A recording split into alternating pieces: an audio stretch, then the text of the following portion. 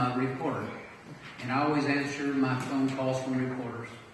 And the question was, Dr. Blackburn, explain to me why Oklahoma was so liberal in 1907 and it's so conservative today, the reddest of the red states in that one election. And I said, well, I can't, because it's not true. We've always been a very conservative state. This is just a new expression of our fundamental DNA. Now, of course, in history, many things are changed by individuals who will step forward and do the right thing at the right time and go against the grain. You see a lot of that in history, but there are a lot of fundamentals that we have to deal with in trying to run an agency, to get the resources to do my job. Leaders in the legislature will bump up against some of those fundamentals and try to work through that with other leaders who will take a chance and stand up. Sometimes we can rally the forces at the right time. It depends on the economy. There's so many other factors. But what I'll try to do today is to go to some of those fundamentals that I still see in our political culture, all the way after this last election. For a day, I told my wife, I'm not going to give any more lectures on politics in Oklahoma because I obviously don't understand it. And I'm still trying to get my head around this last election. But anyway, but before I do that, one little addition to this introduction and what Cal was referring to is that we started planning the Oklahoma History Center, which was one of those ideas that bumps up against the DNA of this state. The people of Oklahoma generally, and especially in our rural counties, outside of central Oklahoma, do not want to build anything in Oklahoma City. For years, Tulsa did not want anything built in Oklahoma City, so you take Tulsa, many of the rural counties, and to do anything in the capital city goes against the grain. So you're bumping up against something there. Started making a case in the early 1990s. In fact, it was during the bond issue that Cal helped put together. At one point, we had a little money in that to expand the old historical building there at 21st and Lincoln. Some of you may have been to that old historical building. It was built for us in 1930. The first building outside of the state capitol for state government in the Capitol complex was built for the Oklahoma Historical Society. We've been there ever since. Well, one idea was to add something on the back of it. Our plan was pretty much what the Supreme Court would eventually do. But we didn't have enough support around the state, so we kind of got that pushed out of that one bond issue. In retrospect, I'm glad we were, because we still had a need for better facilities to take care of the collection that have come in from around the state. We have 33 million newspapers in our collections that have come from every town and community where there was a newspaper, going back to 1844. 33 million pages of newspapers. And then you go on to the maps and the 12 million photographs, the 35 million maps, our historic preservation records, our archives of the Indian people, the manuscript collections, books that goes on and on with our collections that represent the state. But still trying to get the state to say, yes, we need to spend more money was against the grain. We kind of worked our way into the playing field in 1998 in part of a plan to upgrade the entire Capitol complex.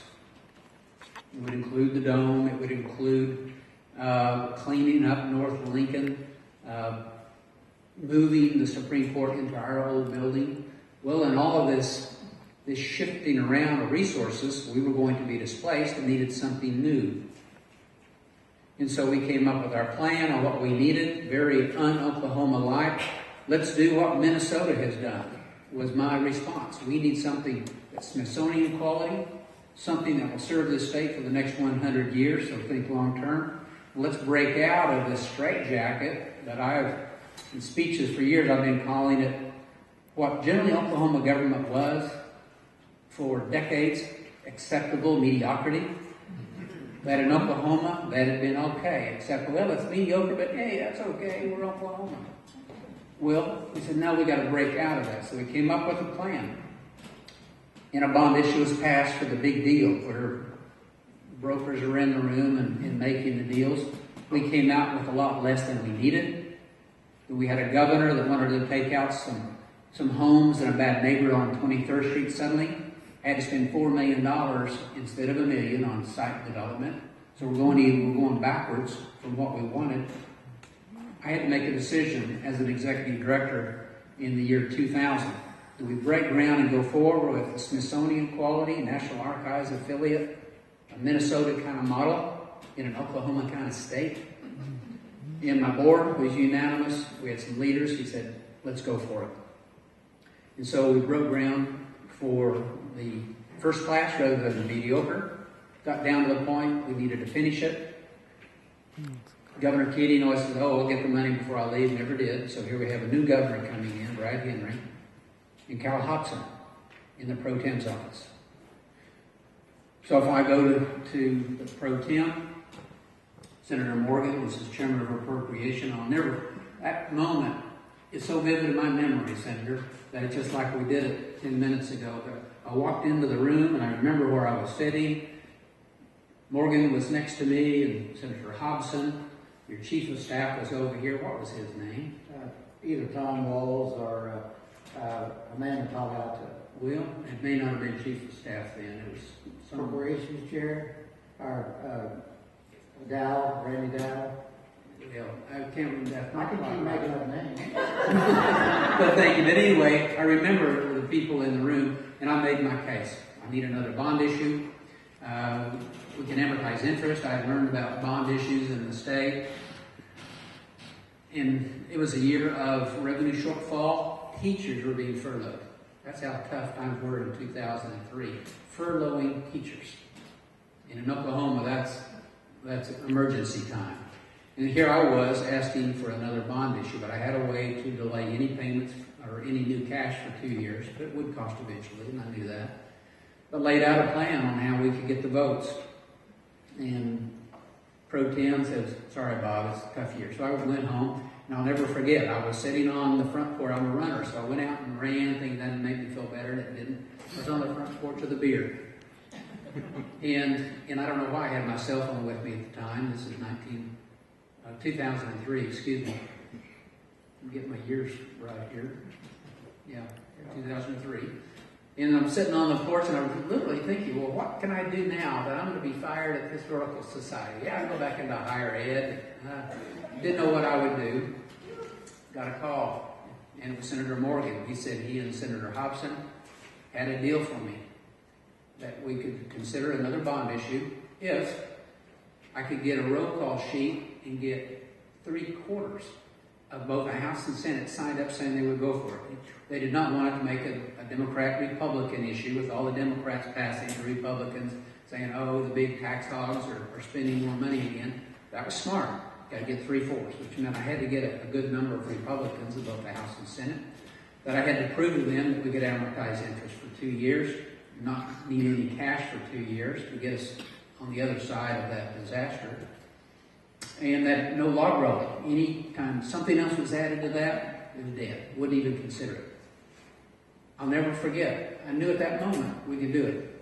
I just one of those prescient moments. I said, yeah, I got it. And so we started working on it, got the votes lined up, got the bill passed last day of the session. Well, that allowed us to finish that history center. First class, we are now the only institution in the entire country that is both a Smithsonian affiliate and an affiliate of the National Archives. We built it to those standards, and I'm pleased we opened in 2005, on schedule, under budget. We started one other project the same year, back in '98, with another institution down on the river that needs another $80 million in another 6 years. We started at the same time. But we opened in 2005, and serving this state in so many ways. We'll have over 400 groups renting space in that building every year. It has become our community center. Senator Hobson realized that. We would not have that history center like it is today, sustainable, generating $1.2 million in revenue, allowing me to raise another $2 million a year in the private sector for exhibits and collections without that building. Well, that's how leaders bump up against some of this DNA, this infrastructure that we deal with that's called Oklahoma. So let me back up here. And let me tell you the name of the guy you're groping for. His name is Dick Thompson. Exactly. Thank you. I've tried to, in my memoirs, I'm going to interview you again on all that. And it was Tom Wall was the other. Yes, sir. So I do remember Tom. But anyway, of course, part of my job is to take very complex issues in history, try to connect the dots in a simple way. Normally, the speech that I like to give, and I'll give one in Kingfisher Saturday night, is that I'll pick a few stories and that illustrate something that's complex. In this case, I'm going to start with one person, back up the complexities and get back to that person. Well, the one person that helps me explain this better than any other is Alfalfa Bill Murray. And I love the title. This is my personal set of 3 volumes, The Memoirs of Governor Murray and True History of Oklahoma. Not just the history of Oklahoma, but the true history of Oklahoma. Written in first person. If you've never read this, it's a classic. The man was a genius in many ways. And I make the case that if you take all of our history, not just back to 1907, not just to 1890, the territorial government, but including the Indian governments of the 5 tribes and the other traditional leaders of the other tribes, is that if there's one person that has had a bigger impact on our political culture than anyone else, it would have to come down to Robert S. Kerr and Alfalfa Bill Murray. But I make the case for Alfalfa Bill, because he was largely the architect of the law of our land, the state of Oklahoma Constitutional Convention, our first Speaker of the House, and our Constitution makes a speaker in the House of the legislature the predominant group, the way it was written originally. That's changed over the years, of course. A congressman and then a governor. There's one person, from the Sequoyah Convention all the way to serving as governor. Spans a time of almost 40 years. And he represents so much about the basic nature of Oklahoma politics. Well, Alfalfa Bill Murray, if he had been alive in 2010, when President Obama pushed through Affordable Care Act and other things and ran up against that brick wall, if Alfalfa Bill Murray had been alive in 2010 and active, he would have been the poster child of the Tea Party. He would have been the poster child. He represented everything of that Tea Party as they expressed themselves with the anger and being against things and coming into this political dialogue with their worldview.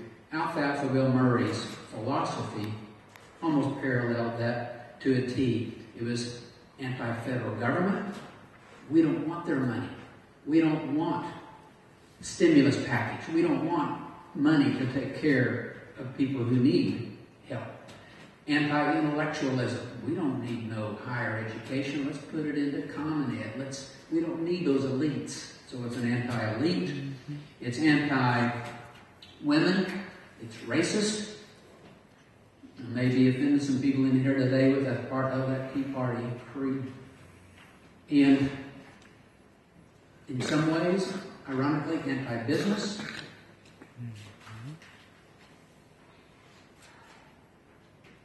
Anti-tax, pro-gun.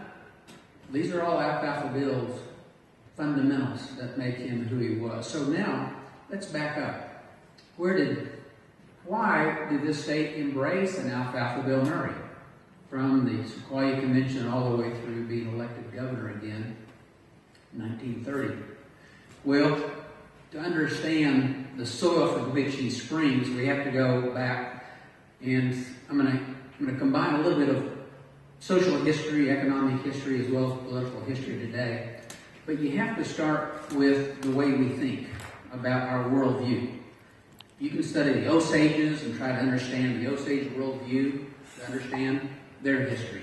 Or you can look at people from New England or the Old South, and you get distinctive worldviews, sense of community.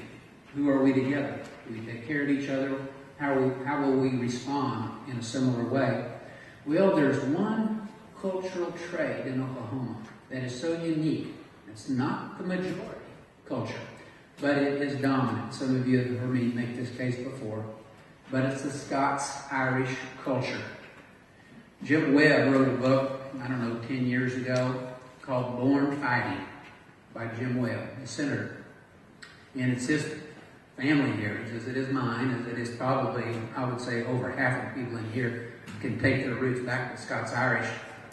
But what came out of that Celtic culture of Scotland and Ireland would blend over the centuries into something that was unique, and then be transplanted to America, transplanted to Oklahoma. And what was born in Ireland and Scotland was this sense of the clan, the family, being the basic unit of our worldview. You can trust your cousins. You can trust those you have grown up with. The people in my valley are to be trusted. Those from outside of the valley are to be feared. Might have to fight them. So out of this comes a warrior tradition of being willing to protect that family, protect that clan. Later, you see it's patriotism, volunteering, as Oklahomans do for the armed services greater than almost any other state. And so you get this very localized culture that believes in the individual liberties. Don't tread on me. One of those slogans of the Tea Party. Don't mess with me. Don't mess with my gun. I'm going to take care of myself. I'm an independent person. So much a part of American liberty in general will come out of the Scots-Irish culture. But it is there, and it is very distinct and very strong, and would not weaken much through generations. And out of this, you get other historical events that strengthen it, mold it, shape it, move it. The English trying to come in and take over their valleys, to take away their weapons, to change their worldview. This resistance, this reliance on this rugged individualism. No, we're going to fight. We'd rather fight than to give in, to give up our liberty. You see it in movies, popular culture. And that was true. And then, out of that also comes this fear of centralized authority. Whether it is a central government in London, or Glasgow, or Dublin, or wherever that centralized authority, that is to be feared. That is something that is not us. Those are the people outside of our valley. We need to keep it local. We need to keep it individual-based. And the more centralized your government gets, your community gets, the less control you have, the less individual it is, the more they're taking those liberties away. Well, this entire story then goes from Scotland to Ireland, mixes with that Irish Celtic culture, and here it comes to America in waves. But that starts influencing American history into the Old South. And once that's on the shores of America, generally willing to fight, wanting that individual liberty, the anti-intellectual part, why stay in Charleston? Why stay in some of these colonial cities on the coast? Let's move up into the hills. Yes, there are Indians there, but we'll either fight or trade.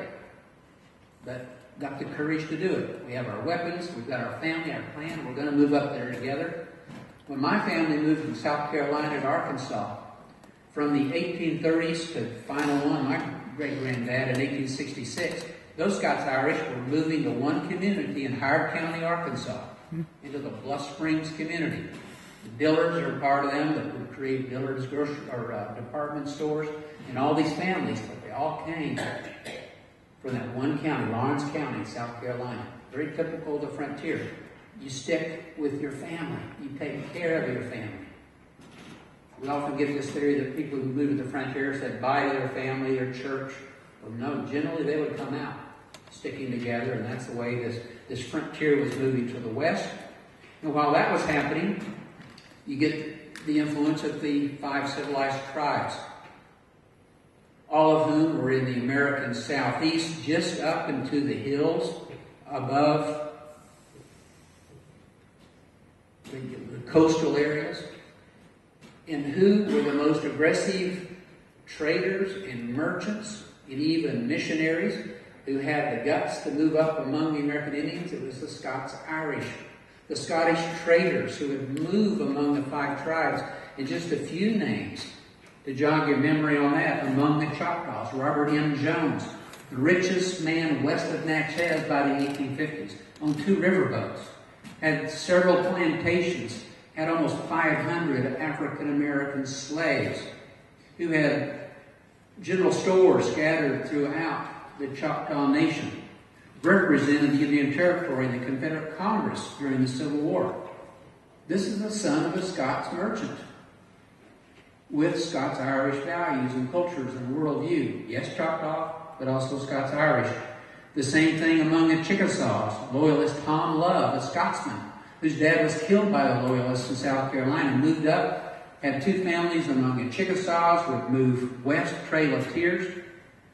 His descendants would become the leaders in the Chickasaw Nation. Today, good chance that we bought gas from Loyalist Tom Love's great-great-grandson, Tom Love, of those country stores and travel stops. John Ross of the Cherokees, and Lewis Ross's brother, probably the richest man in the Chickasaw or the Cherokee Nation, Chili McIntosh. These are the Scots-Irishmen who are moving among the tribes, creating little pockets of Scots-Irish culture embedded among the full-bloods, but generally governing the tribes, because the full-bloods would allow these mixed-blood families to protect them from the federal government. Again, the enemies off in the distance. Protect our clans, protect our families. That worked in real well with American Indian ways of life. So here you're transplanting that Scots-Irish culture in the American West. And then time moves on. The first railroads built 1871 through the territory. Here come the non-Indians, called the intruders, for a couple of decades, moving into the towns like Muskogee, Eufaula, Wagner, Bonita, Durant. By 1890, white people would outnumber the Indians in the Indian Territory, even though they weren't legally allowed to settle there. Some were intermarried, but most weren't. Well, where did they come from? They came from Arkansas, from Texas, from Mississippi, from Alabama, from South Carolina, which had been the new homeland of the Scots-Irish culture, that had fought the Civil War and almost won because of that Scots-Irish culture of born fighting, willing to charge into those cannon. There's an entire book about the Celtic warriors of the South and why Robert E. Lee did so well leading those men into battle. But here they come populating the Indian Territory, and then 1889 through 1901, the land openings in the western part of the state, Indians forced to allot their land in severalty, to give up their tribal governments. And here come generally the dispossessed from the American frontier. Many of them from the South, some from the Midwest, but many from the Old South, especially after 1898, where the boll weevil was destroying the cotton culture in the South. The racism, Plessy versus Ferguson, 1896, the return of basically slavery in the South that would last for decades. And here come the people out of the Old South looking for fresh land and opportunity. They could find it here as sharecroppers, as tenant farmers, as laborers in the packing plants, working on the railroads, infrastructure, the coal mines, the things that they could do with their physical labor that did not require college degrees, did not require this elite attitude about a greater understanding, but this rural Scots-Irish culture, largely the dispossessed, coming out together, banding together in their clans. And so you settle the state, east and west, by 1907. Well, across the country, you can never just focus on our little area. You've got to step back occasionally and on the federal level, the national level. you see changes by this time. This is the dawn of industrialization of America. It starts with the Carnegies and the Vanderbilts and the Rockefellers. That's reflected in our national government after the Civil War, when the South is subjugated and federal policy becomes more of a northern, urban-driven philosophy of internal improvements. Let's give all this western land to the railroads, so they'll build all these steel rails, which will spur development, encourage economic development, the spread of banks, the spread of businesses. Very pro-business philosophy reflecting that industrialization of America that has not yet come to the farms. So you have an entire industrialization process. Here in the 21st century, it's catching up with farming. Now it's even going into the cattle business with the industrial approach to production. But at that time, it was spreading around. But you also then have the majority of Americans trying to make their living on the farms and ranches, but yet their share of the pie is shrinking. At the same time, cities are growing, and a growing middle class is there. And out of this comes three large groups of people in political philosophy, representing the elite, the business people, the large cities on the coast, and Chicago would be the conservatives, represented by people like William McKinley, William Howard Taft, most of Congress at the time. Then you have another group of progressives, and sometimes progressives and populists are kind of overlap too much. They do overlap some, but then you have the progressive that's largely an urban movement, middle class in orientation, that we need some protections from the worst abuses of a free enterprise that is uncontrolled.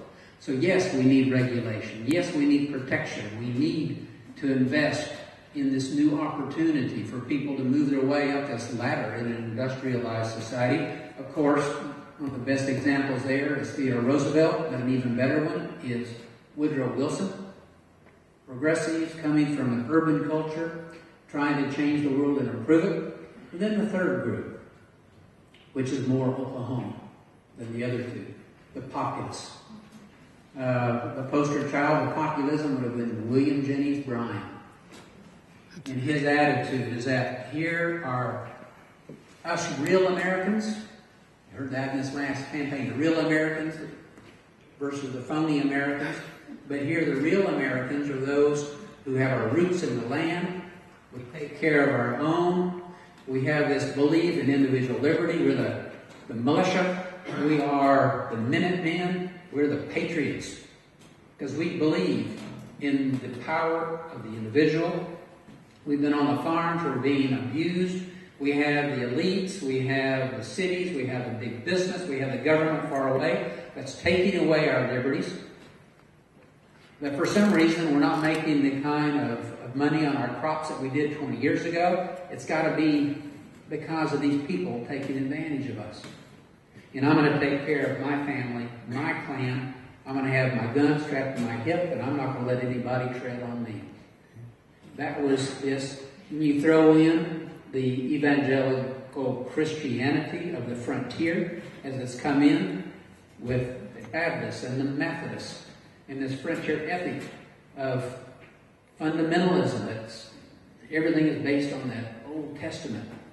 And that's the way it is. No room for compromise. You're either a patriot or you're not. No reason to have a debate. No reason. Because if you compromise, you're giving up your individual liberty. So all this is happening nationally with these political movements. And then here is the new state of Oklahoma, which is an artificial creation because it's taken the Indian territory and merging it with the Oklahoma territory. It's a patchwork quilt of people coming from different places for different reasons at different times. And it's no accident that every border of the state of Oklahoma was created for a reason other than the state of Oklahoma. What was left over, smashed together into this political unit. and the people of the Twin Territories are asked to come together to figure out what the law of the land is going to be. What is this fundamental constitution going to be like? Will it be conservative? Will it be progressive? Will it be populist? And so the call goes out, and at a time women couldn't vote, of course, so men are elected from their districts. They gather in Guthrie, 1906 and 1907, to draft. Well, who are these people? They represent this patchwork quilt of Oklahoma in Indian Territory. A lot of Indians. Generally, they didn't know each other. You don't have the networks of long-term development and business connections because it's such a new state. Well, any kind of organization at the time was critical. And Alfalfa Bill Murray, our native-born Texan, who grew up in a poor community, read for the law, had become an attorney, had moved up to the Chickasaw Nation for opportunity, marries the chief's daughter, gets involved representing this mixed blood leadership of the Chickasaw Nation that even then is more entrepreneurial than some of the other tribes. You see that today in Oklahoma. The Chickasaws this year, they will have a budget of over $1 billion just for the tribe.